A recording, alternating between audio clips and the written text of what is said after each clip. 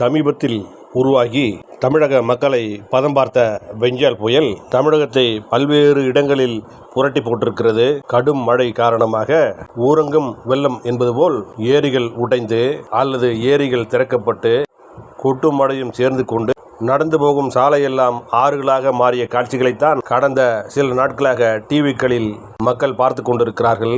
என்றைக்குமே இல்லாத வகையில் திருவண்ணாமலையில் நிலச்சரிவு ஏற்பட்டு பெரிய பாறங்கள் ஒரு வீட்டின் மீது விழுந்து 7 பேர் பரிதாபமாக நசுங்கி இறந்திருக்கிறார்கள். மின்வயர் பாதிப்பு, மழை பாதிப்பு போன்றவற்றாலும் சிலர் பாதிக்கப்பட்டு இறந்திருக்கிறார்கள். இது தவிர ஆடு, மாடு, கோழி என விலங்கினங்களும் இறந்திருக்கின்றன.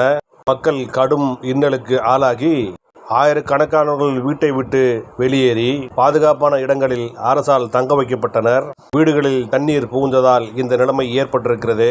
பெரும்பாலும் டிசம்பர் காலகட்டத்தில் மழை வெள்ளத்தால் புயல் காரணமாகவும் சென்னையில் பெரும் பாதிப்பு ஏற்படுவதுண்டு. இம்முறை பெஞ்சல் புயல் சென்னையிலும் வீசியது, மழையும் கொட்டியது, பல இடங்களில் தண்ணீரும் பெருக்கெடுத்து ஓடியது. ஆனால் போர்க்கால அடிப்படையில் அரசு நிவாரண உதவிகளை மேற்கொண்டு வெள்ள நீரை வடிய வைத்து சென்னையை முற்றிலுமாக வெள்ள புயல் பாதிப்பிலிருந்து பாதுகாத்தது. வழக்கமாக சென்னை தான் மழை வெள்ளத்தில் தத்தளிக்கும், மிதக்கும். இம்முறை தமிழகத்தின் பல்வேறு மாவட்டங்களில் விழுப்புரம், கடலூர், திருவண்ணாமலை என்று பல்வேறு மாவட்டங்களில் மழை வெள்ளத்தால் சூழப்பட்டு புதியதொரு இயற்கை சீற்றத்தை மக்கள் அனுபவித்தார்கள். இந்த அனுபவம் என்பது சொல்லனா துயரத்தை அவர்களுக்கு தந்திருக்கிறது என்பதில் எந்த சந்தேகமும் இல்லை. ஆனாலும் தமிழக முதல்வர் மு.க. ஸ்டாலின், துணை முதல்வர் உதயநிதி ஸ்டாலின் மற்றும் பல்வேறு அமைச்சர்கள், அதிகாரிகள், மாவட்ட கலெக்டர் உள்ளிட்ட அரசு இயந்திரம் தமிழகம் முழுவதும் தக்கை கட்டிக்கொண்டு பறந்து மக்களை சந்தித்து நேரில் ஆறுதல் கூறியதுடன் அவர்கள் பக்கம் அரசு நிற்கிறது என்பதை உறுதி செய்தனர். அத்துடன் அவர்களுக்கு தேவையான நிவாரணப் பொருட்களும் வழங்கப்பட்டது. இது தவிர வெள்ளம் பாதித்த பகுதிகளில் ரேஷன் அட்டைதாரர்களுக்கு 5,000 ரூபாய் வழங்கவும், அது தவிர இறந்தவர்களுக்கு தலா 5 லட்சம் வழங்கவும் மு.க. ஸ்டாலின் உத்தரவிட்டதுடன் விளைநிலங்கள் பாதிப்புக்கும் பெருமளவில் நிவாரண நிதியை அறிவித்திருக்கிறார் முதல்வர் ஸ்டாலின். இப்படியெல்லாம் அரசு இயந்திரம் ஒரு பக்கம் செயல்பட்டு மக்களுக்கு கை கொடுத்து வரும் நிலையில் எதிர்க்கட்சி தலைவர் எடப்பாடி பழனிசாமி போன்ற இன்னும் சில கட்சியினரும் மக்களுக்கு தேவையான உதவிகளை ஆங்காங்கே சென்று செய்தனர். அதெல்லாம் பாராட்டுக்குரியதுதான். ஆய்ந்த மரம் கல்லடிப்படும் என்பது போல் தமிழக ஆட்சி பொறுப்பை நிர்வகித்து வரும் திமுக அரசு எதிர்க்கட்சிகளின் வசை சொல்லையும் எதிர்ப்பையும் எதிர்கொண்டு அதையும் மீறி மக்களுக்கு நிவாரணங்களை செய்து வருவது உண்மையிலேயே பாராட்டத்தக்கது. லண்டனிலிருந்து படிப்பை முடித்துவிட்டு சென்னை வந்த தமிழக பாஜக தலைவர் அண்ணாமலை கூட வெள்ளம் பாதித்த பகுதிகளுக்கு நேரில் சென்று மக்களுக்கு நிவாரண உதவிகள் மற்றும் ஆறுதல் கூறினார். இப்படியெல்லாம் அரசியல் கட்சிகள் ஆளாளுக்கு ஒவ்வொரு பக்கம் சென்று மக்களுக்கு உதவி செய்ததோடு மட்டுமல்லாமல் அவர்களின் துயரங்களில் பங்கெடுத்து உங்களுக்கு நாங்கள் இருக்கிறோம் என்ற ஒரு நம்பிக்கையை அரசியல்வாதிகள் அளித்திருப்பது ஒரு வகையில் மன ஆறுதலை தருகிறது. இப்படித்தான் கலைஞர் காலத்திலும் சரி, புரட்சி தலைவர் எம்ஜிஆர் காலத்திலும் சரி, புரட்சி தலைவி ஜெயலலிதா காலத்திலும் சரி, மழை வெள்ள பாதிப்பு என்றால் அவர்கள் மக்களோடு மக்களாக நிற்கும் வகையில் நேரடியாக சென்று அவர்களுக்கு உதவிகள் வழங்குவது மட்டுமல்லாமல் அவர்களுக்கு வாழ்வில் தன்னம்பிக்கையை ஊட்டும் வகையில் ஆறுதல் கூறியும் அரவணைத்தும் அவர்களின் வாழ்க்கையை தொடர்ந்து நல்ல விதமாக நடத்துவதற்கு உதவி வந்திருக்கிறார்கள் என்பதுதான் உண்மை. ஆனால் தமிழக வெற்றி கழக தலைவர் விஜய் விக்கிரவாண்டியில் முதல் மாநாடு நடத்திய போது அரசியல் மட்டும்தான் பேசினார். அப்போது கூட திமுகவை மட்டுமே வசைபாடினார். முதல் மாநாடு நடந்த பிறகு அவர் நேரடியாக மக்கள் களத்துக்கு வந்து அவர்களின் குறைகளையும் அல்லது அவர்களின் தேவைகளையும் கேட்டறிவார் என்று பார்த்தால் அவர் தனது கடைசி படப்பிடிப்புக்கு சென்றுவிட்டு அவ்வப்போது சில ஆலோசனை கூட்டங்களை மட்டும் கட்சி நிர்வாகிகளுடன் நடத்தினார். இந்த செயலெல்லாம் கூட ஒரு வகையில் அரசியல் என்றாலும் புயல் வெள்ளத்தால் பாதிக்கப்பட்டிருக்கும் இந்நிலையில் கூட அவர் மக்களோடு மக்களாக வந்து நிற்காமல் நானும் உதவி செய்கிறேன் பார் என்று பனையூரில் அமர்ந்து கொண்டு ஒரு பஸ்ஸை பாதிக்கப்பட்ட பகுதிக்கு அனுப்பி அந்த பஸ்ஸில் ஏற்கனவே டோக்கன் வழங்கியவர்களை ஏற்றி கொண்டு வந்து பனையூரில் உள்ள இடத்தில் வைத்து அவர்களுக்கு 10 கிலோ அரிசி மற்றும் சில நிவாரணப் பொருட்களை வழங்கியிருக்கிறார். அத்துடன் அவர்களுக்கு உணவும் இட்டிருக்கிறார். இதெல்லாம் எந்த வகையில் ஒரு மனிதாபிமானமாகும் என்பதுதான் தெரியவில்லை. இதைத்தான் அரசியல்வாதிகளும் மக்களும் கடுமையாக விமர்சிக்க தொடங்கியிருக்கிறார்கள். பாதிக்கப்பட்ட மக்களுக்கு அப்பகுதியில் சென்று நேரடியாக ஆறுதல் கூறவும் நிவாரணப் பொருட்கள் வழங்கவும் முடியாத நிலையில் விஜய் என்ன அமெரிக்காவில் இருக்கிறார்?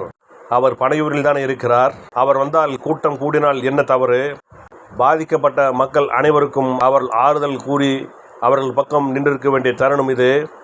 அதை கூட அவர் மனதில் எண்ணி பார்க்காமல், நான் வந்தால் கூட்டம் கூடி வரும், அவர்கள் உடன் என்னால் நிற்க முடியாது என்றெல்லாம் அவர்கள் தரப்பில் சாக்குப்போக்கு சொல்வதெல்லாம் எந்த வகையில் நியாயம் என்றுதான் தெரியவில்லை. புரட்சித் தலைவர் எம்ஜிஆர், புரட்சி தலைவி ஜெயலலிதா, கலைஞர், மு.க. ஸ்டாலின், உதயநிதி ஸ்டாலின் போன்ற தலைவர்களெல்லாம் மக்கள் இருக்கும் இடத்தை நோக்கித்தானே சென்று தங்கள் உதவிகளையும் ஆறுதலையும் வழங்கினார்கள். அவர்கள் பார்க்காத கூட்டமா அல்லது அவர்கள் பார்க்காத நெரிசலா விஜயை பாதித்துவிட போகிறது என்றெல்லாம் சமூக வலைதளம் பலவற்றிலும் கடுமையாக விமர்சித்து வருகிறார்கள்.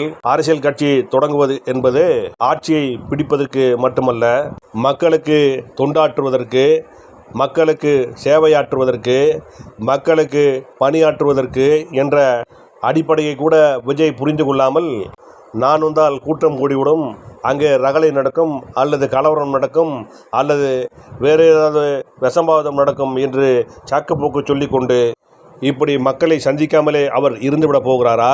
2026 ஆண்டு சட்டசபை தேர்தலுக்காக அவர் ஊர் ஊராக, கிராமம் கிராமமாக, தெரு தெருவாக, வீடு வீடாக செல்ல வேண்டியிருக்குமே. அதற்கெல்லாம் என்ன செய்வார்? ஒட்டுமொத்தமாக தமிழ்நாட்டையே பனையூருக்கு அழைத்து, நீங்களெல்லாம் எனக்கு ஓட்டு போட்டு விடுங்கள் என்று ஒரே வார்த்தையில் கூறி விடுவாரோ என்ற அச்சம்தான் மக்களிடையே எழுந்திருக்கிறது. எதிர்கட்சியினர் தான் விமர்சிக்கிறார்கள் என்று பார்த்தால், தவேக கட்சியில் உள்ள தொண்டர்களே விஜயின் இந்த போக்கால் கடுமையாக அப்செட் ஆகி இருக்கிறார்கள்.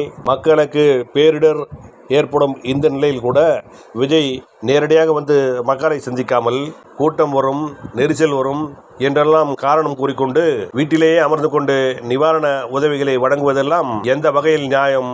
அது மக்களை கையேந்த வைக்கும் ஒரு நிலை அல்லவா என்று மனதில் எண்ணிக்கொண்டு புடுங்கிக் கொண்டிருக்கிறார்கள். முதல் மாநாடு நடத்திய விழுப்புரம் மாவட்டமே கடுமையாக பாதிக்கப்பட்டிருக்கும் நிலையில், எந்த புயலாக இருந்தாலும் சரி, எந்த வெள்ளமாக இருந்தாலும் சரி, நான் வந்து நிற்பேன் என்று மாநாட்டுக்காக விக்கிரவாண்டியில் கூடிய லட்சக்கணக்கான மக்களுக்கு நன்றி தெரிவிக்கும் வகையிலாவது அவர் இந்த மழை வெள்ள புயல் காலத்தில் விக்கிரவாண்டிக்கு சென்றிருக்கலாம், விழுப்புரம் மக்களை சந்தித்திருக்கலாம், ஆறுதல் கூறியிருக்கலாம். எல்லாம் லாம் என்றுதான் போகிறது. அவர் விக்கிரவாண்டிக்கு சென்றிருக்க வேண்டும், விழுப்புரம் மக்களை சந்தித்திருக்க வேண்டும், நிவாரணப் பொருள்களை அல்லது ஆறுதல் வார்த்தைகளையாவது அவர்களுக்கு நேரில் வழங்கியிருக்க வேண்டும் என்பதுதான் நிதர்சனம். நீங்கள் வந்தால் கூட்டம் கூடிவிடும், நிவாரணப் பொருட்களை வழங்குவதற்கூட முடியாது என்று விஜய்க்கு யாரோ தவறாக வழிநடத்தி சொல்ல, அவரும் அதை காதில் கேட்டுக்கொண்டு, அப்படியென்றால் மக்களை இங்கே கூட்டு வாருங்கள், இங்கே வைத்து நிவாரண உதவிகளை வழங்கிவிடுவோம் என்று அவரும் சம்மதிக்க, ஏதோ உதவி செய்கிறேன் என்ற பெயரில் வந்தவர்களுக்கு 10 கிலோ அரிசியை வழங்கிவிட்டு, இதுதான் நிவாரணம், நீங்கள் போய் வாருங்கள் என்று கைகூப்பி அனுப்பியிருப்பது எந்த ரகத்தில் சேரும் என்றுதான் தெரியவில்லை. மேலும் 10 கிலோ அரிசி மூட்டையை வந்த பெண்களாலும் வயதான பெண்மணிகளாலும் தூக்க முடியாமல் சிரமப்பட்ட காட்சிகளை கூட விஜய் நிவாரணம் வழங்கிய வீடியோவில் பார்க்க முடிந்தது. இதெல்லாம் ஒரு நடிகர் என்ற முறையில் மட்டுமல்லாமல், ஒரு அரசியல் கட்சி தலைவர் என்ற முறையிலாவது அவர் எண்ணி பார்த்திருக்க வேண்டாமா? வெள்ளம் புயல் பாதித்து மக்கள் கவலைக்குள்ளாகி இருக்கும் இப்படிப்பட்ட நிலையில் வீட்டுக்கு அழைத்து நிவாரணப் பொருட்களை கொடுத்து அவர்களை பஸ் ஏற்றி அனுப்பியிருப்பதெல்லாம் என்ன அரசியல் கூத்தோ தெரியவில்லை. இப்போதுள்ள 2K கிட்ஸ் வாய்ஸில் சொல்ல வேண்டுமென்றால், இதெல்லாம் ரொம்ப ஓவருங்க என்றுதான் சொல்ல வேண்டியிருக்கிறது.